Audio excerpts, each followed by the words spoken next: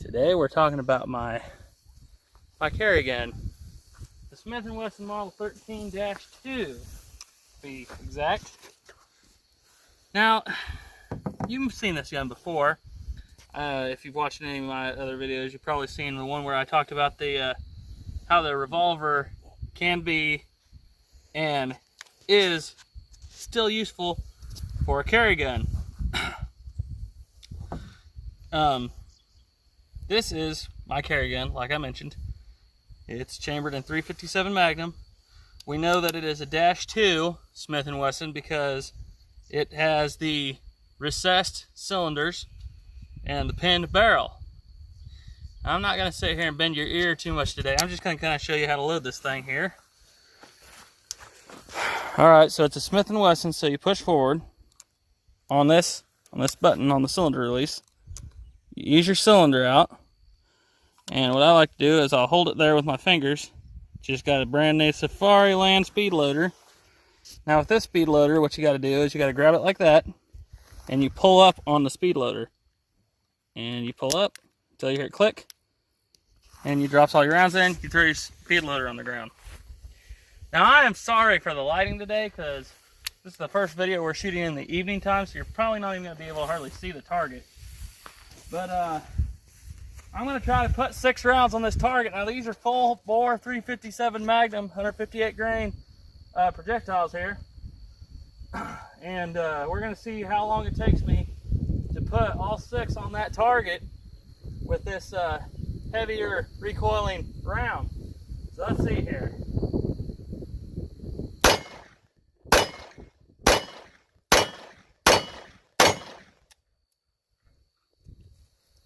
I guess I do better with a .357 Magnum than I do with a semi-auto pistol. And we'll save that brass because I like to reload. And we'll talk a little bit about the history of this thing. Now this, if you look very closely, has a pretty good resemblance to the Smith & Wesson Model 10. What with, it doesn't have the ramrod, or the ramrod. It doesn't have the cylinder rod shroud like you would see on like a Model 19. It also doesn't have an adjustable rear sight.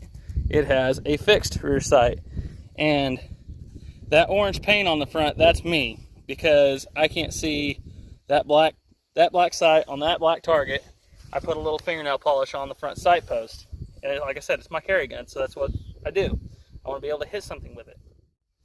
So these were special ordered from I believe it was the Texas Highway Patrol who special ordered these because they were using Smith & Wesson Model 10s, and they figured that they didn't believe that 38 Special was powerful enough to stop somebody in their tracks, especially when you got somebody who's on like meth, cocaine, mainly meth.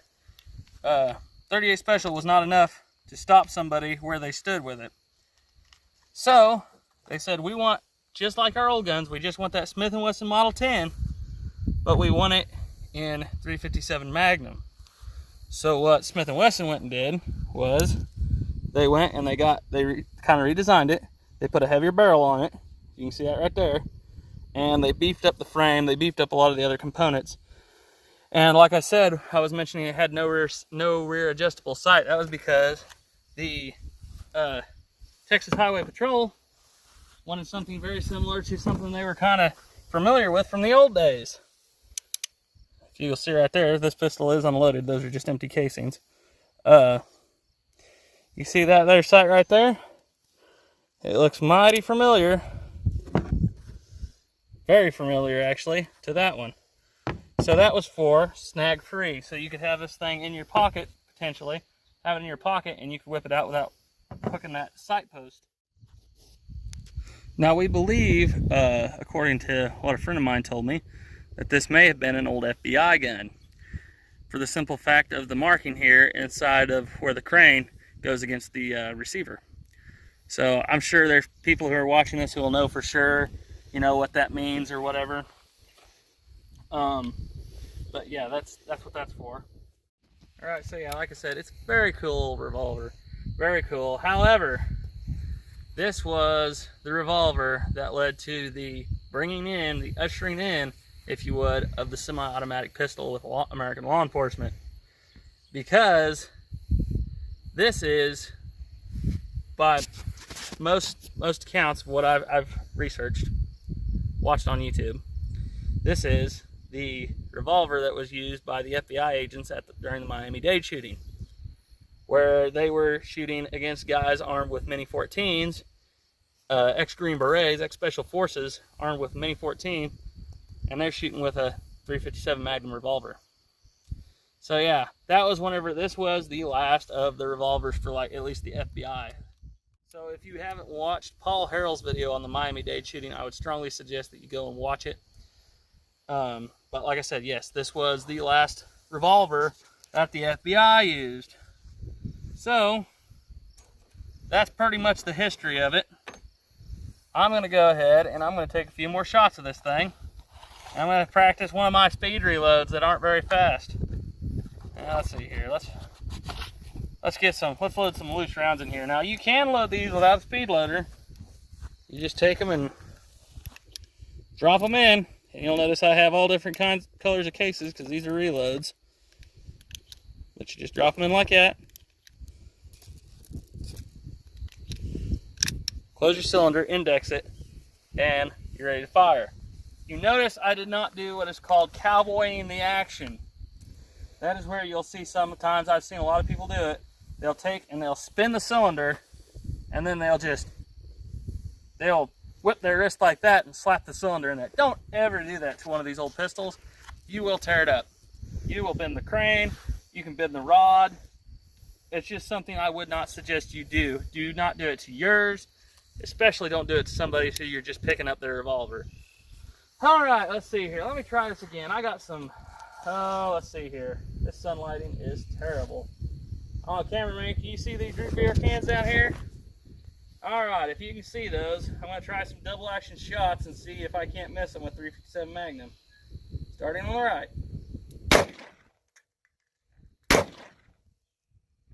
Yeah, let's go for some clay pigeons. Now can't tell if I hit that one or not. There we go. All right. Oh, we got to do our quick reload. We're out of ammunition. So, how you normally do this was, as you notice, I fired my last shot. Come back, get your ejector rod while looking down range, and preferably while you're behind cover, but I don't have very much cover out here. While you're watching down range, put your speed loader in there, pop it till it clicks, drop your rounds in, speed loader on the ground, and firing at the steel gong.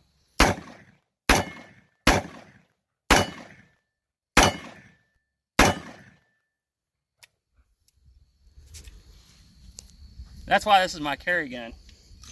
I can hit with it fairly decently. Man, this old revolver is just so much fun to shoot. Now, there is something I would like to try here on camera. I've done it before in the past, but never really. I've done it on camera. I'll insert a video probably in either the end or the beginning of this video of the old, well, there go my casings everywhere. I'll pick them up later.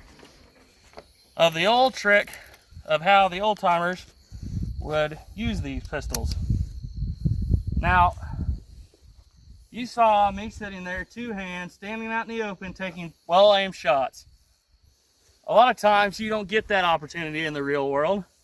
So what they were trained, I don't have my holster here with me. A lot of what they were trained on was, hold that thought just one second. Let me make a quick edit right here. All right, so the old theory was, the old law enforcement FBI method of close quarters battle with this setup. Now, you'll notice now I have a holster. My brother went and informed me we do have a GP100 holster here with us. So we went and got that. Doesn't exactly match, but it'll do the job. So in theory, what was supposed to be happening here is you're sitting here, you're talking to whoever, you know, everything's cool, calm, collected, whatever. All of a sudden things get violent, and you have a very short amount of time to defend yourself. You can't, now you could, I guess, pull out your pistol, put it up to where you would aim, and fire. However, that can take a little bit of time to acquire sight picture, and you start overthinking things is what essentially happens there. So what the FBI was teaching their guys was, what you do is you grab your pistol, you flip off get ready to unholster, you step forward, you actually put the barrel of the pistol back, you whip it out forward, and actually I would be more stepped off like this, and then you fire. So I got 6 rounds of .357 Magnum in here. We're going to try that little theory right here and see how well I can hit with it. Mind you, this is longer than 15 feet, but let's just see what happens here. Oh, hello sir, how are you doing today? Sir, why do you have a shotgun? Don't point that at me. Don't point it, don't point it, don't point it. And as you can see, that worked very well. That worked extremely well. So, as you can see, this revolver, it's pretty useless, I guess, or whatever. We're going to be doing a video here in the future on why, the one reason I do kind of like this over a 9mm, one, I can hit better with it, obviously. It is more of a natural pointer for me. And number 2, .357 Magnum is so much more powerful than 9mm. I've heard people say that it's not, it's the same, 9mm is more powerful. These aren't even, I said these were full power loads. They're not even really full power loads. And whenever we go to, they're moderate .357 Magnum. We'll get the chronograph out here. We'll chronograph 9mm self-defense load, and then we'll chronograph .357 Magnum self-defense load. And we'll see which one's more powerful. However, I'm gonna try some single action shots and have a little fun killing some root beer bottles, root beer cans. How about that coffee over there? Oh, no, missed it. There, I didn't. Clay pigeon down here at my feet. Alright, that's all for today's video. Thanks for watching.